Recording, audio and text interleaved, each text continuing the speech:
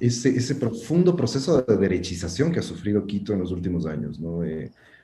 Quito se ha vuelto el bastión de la derecha, ¿no? ¿En Es serio? curioso cómo se han revertido los términos. Históricamente, el bastión de la derecha era Guayaquil, pero Sí. desde hace ya un buen tiempo atrás dejó de ser Guayaquil y ahora es Quito el bastión de la derecha, Quito y la Mm, Sierra.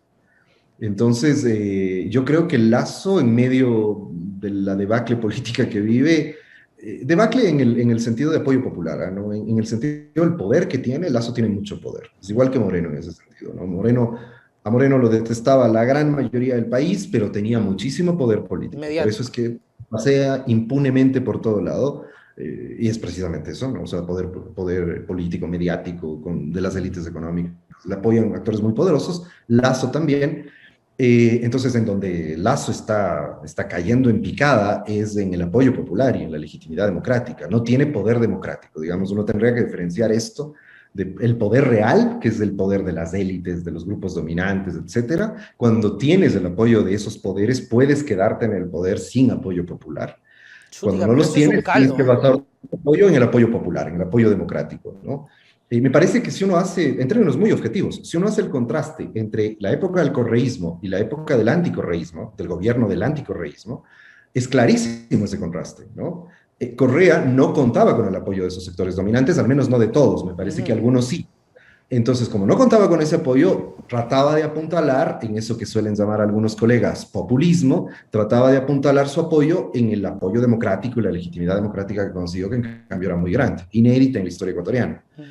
En cambio, estos gobiernos, el de Moreno y de Lazo, los del anticorreísmo, son gobiernos que dilapidaron su apoyo, porque ambos, es curiosísimo eso, ¿no? Recuerda que ambos empezaron con un apoyo popular muy importante Oye, pero lo de Lazo y es lo preocupante, o dilapidaron sea, en meses. en ya mismo un año y con los números que Bueno, tiene, muy rápido, ¿no? no, por supuesto, pero es muy similar a lo de Moreno. Moreno, recuerda que en el momento de la consulta, Moreno llegó a tener el 70% de apoyo, Ujú, igual que en el momento más alto de la vacunación Lazo, ujú. ¿no? 70% de apoyo. 3, 4 meses más tarde, 6 meses más tarde, tenían el 20, 25, 30, como lo está teniendo también, tenía Moreno, como lo está teniendo también Lazo. Y obviamente un gobierno que no tiene apoyo popular, lo que hace es, como he dicho, apuntalarse en Ujú. los verdaderos poderes, los poderes que no son democráticos. Entonces, me parece, volviendo sobre el argumento inicial, que Lazo quizá para recuperar el apoyo democrático me está apostando y apostará con sectores de derecha en Quito a consolidar a Quito como su bastión. Entonces, la alcaldía de Quito va a ser muy importante para Lazo. Yo entendería que, porque Lazo en eso sí creo yo, no sé todavía, a ratos cada vez se parece más a Moreno, pero me parece que en eso sí se diferencia. Creo que Lazo y su partido no quieren perder proyección nacional y seguir en la política nacional, entonces a Moreno no le interesaba, entonces Ujú. dejó que el partido se desplome, su imagen no le importaba. Entonces, quizá los estrategas de Lazo estén pensando en que es una buena idea consolidar el apoyo que tienen en Quito y poner un alcalde de su partido, que yo creo que tienen muchas posibilidades además de hacerlo. Me parece que toda esta idea de aprovechar lo de las amnistías para generar una plataforma política, ir viendo qué figuras pueden salir, quién podría ser el candidato, es un precalentamiento precisamente para ya ir apuntalando las posiciones de la derecha para la Claro, alcaldía. David, pero ¿les alcanza? ¿Crees tú que realmente solo ese discurso alcanza? Yo escuchaba, leía una carta de Montúfar donde hablaba sobre la amnistía, hablaba de salvar a Quito. Y bueno, yo la compartí en el noticiero, lo felicitaba, decía que estaba muy bien, que chévere, y seguía leyendo la carta. Y Pac me topo con una parte donde decía la carta, porque no hay que permitir que el correísmo se vuelva. Yo ahí me detuve un poco porque a mí me fastidia mucho el tema de los anclajes, esto de poner siempre una con otra. Yo decía, pero ¿por qué no presentarle a la gente de Quito un proyecto político sin necesidad de volver a estar mencionando a los otros, sino tú como candidato? Por eso te pregunto, David, ¿les alcanza solo el relato otra vez del anticorreísmo? Mira, es que en los últimos años les ha funcionado y es un Mm, negocio para las derechas. ok. Y tienen una particularidad, o sea, que es lo que diferencia al correísmo del anticorreísmo. O sea, el correísmo, que suele anclarse en eso, suele arraigarse en eso, el correísmo tiene 10 años de gestión de gobierno, que no son precisas en una evaluación objetiva, no en una evaluación fanática, Ujú. odiadora. Una evaluación objetiva no son precisamente años, no fueron precisamente un gobierno detestable, terrible, como han sido estos dos últimos. Es decir, hay cosas muy rescatables que el correísmo utiliza y puede presentar, o son sus cartas de presentación como movimiento político. Tienen un liderazgo como el de Correa, que es indiscutiblemente uno de los liderazgos políticos más importantes de la historia, historia política del Ecuador. Entonces, tienen muchos otros elementos. En cambio, el problema con el anticorreísmo es que el anticorreísmo no tiene nada. Lo único que tiene es el anticorreísmo. Claro. Entonces, tratan de exacerbar el odio, es decir, no es simplemente porque no se dan cuenta, es una estrategia política. Por eso notarás, uno puede hacer, bueno, yo no conozco, sería muy interesante si se hicieran estudios de eso, no conozco alguno en ese sentido, como los ciclos políticos, los microciclos políticos, ¿no? Esto de un momento a otro, de un conflicto a otro, como en ciertos momentos de baja de credibilidad o de pérdida, este momento que estamos viviendo es clarísimo en ese sentido, ¿no? Pierden la mayoría en la asamblea se independiza y empieza a tomar decisiones autónomas del Ejecutivo, es una baja de la disputa en el poder político del Ejecutivo y tratan de resucitar el anticorreísmo con mucha fuerza. Entonces, resucitar de vez en cuando el anticorreísmo, mantenerlo presente, generar este odio y este miedo, sobre todo es manejar el miedo, ¿no? El correísmo es el gran demonio que va a destruir, que va a no sé qué.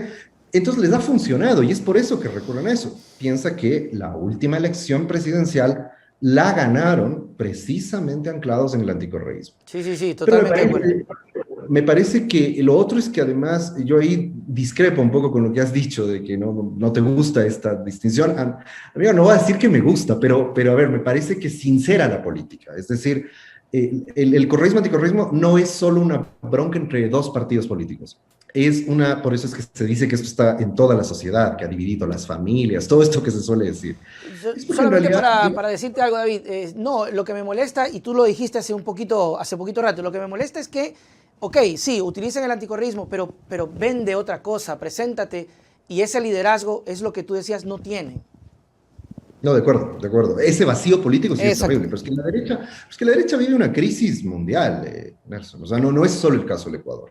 Mira a los líderes de la derecha latinoamericana recientes, o sea, Piñera, Macri, Bolsonaro, es decir, cada uno peor que el otro, frente a los líderes de la izquierda, que nos pueden no gustar, pero uno va a encontrar una enorme diferencia entre un Evo Morales, un Lula da Silva y un Bolsonaro o un Piñera, ¿sabes? Esa es la situación, la derecha está viviendo una crisis política muy fuerte y en el Ecuador es evidente, en el Ecuador, ¿cuáles son los liderazgos importantes de la derecha?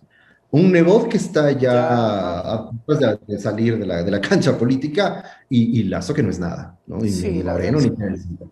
Entonces, pero digo, lo que quería decir es que este tipo de confrontaciones políticas, cuando son tan fuertes, cuando se quedan tanto tiempo en la sociedad, no hay que verlas como un hecho puramente superficial o artificial que han construido los políticos, sino que son disputas que están expresando conflictos sociales y políticos más profundos. Y para mí, el enfrentamiento correísmo-anticorreísmo está muy, muy atravesado por el conflicto de clase. O sea, por eso cuando aparecen los quiteños de bien, que son anticorreístas, por ejemplo, ahí hay un atravesamiento de una condición de clase y de que Quito es de las élites, de las clases medias altas y de las clases medias que quieren estar con las élites. ¿Y qué pasa con los sectores populares? ¿Qué pasa con los barrios populares que en octubre se levantaron el sábado 12 de octubre en uno de los levantamientos populares más grandes que hemos tenido en Quito en su historia reciente y quizá en su historia en general?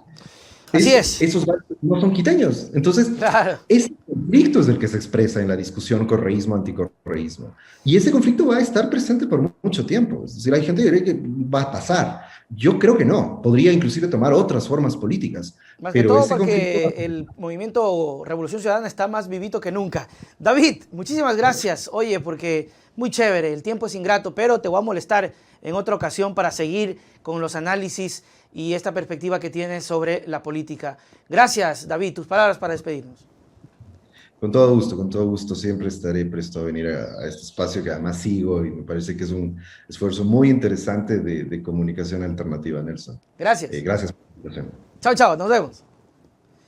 Muy bien, ahí estuvo, mis queridos amigos, David Chávez, hablándonos de la realidad nacional. Nos quedó corto, sinceramente, el tiempo. Corto, pero así es esto. Lo vamos a molestar en otra ocasión, por eso ya hacemos el contacto. para seguir conversando. Mis queridos amigos, gracias. Creo que había tenido, no tenía un superchat, ¿no? Producción, ¿no? Superchat. Limones, nada.